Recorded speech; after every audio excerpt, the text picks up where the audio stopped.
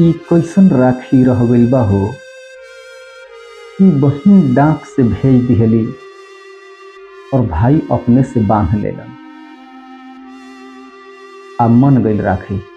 जब बगली में पैसा ना रहे तो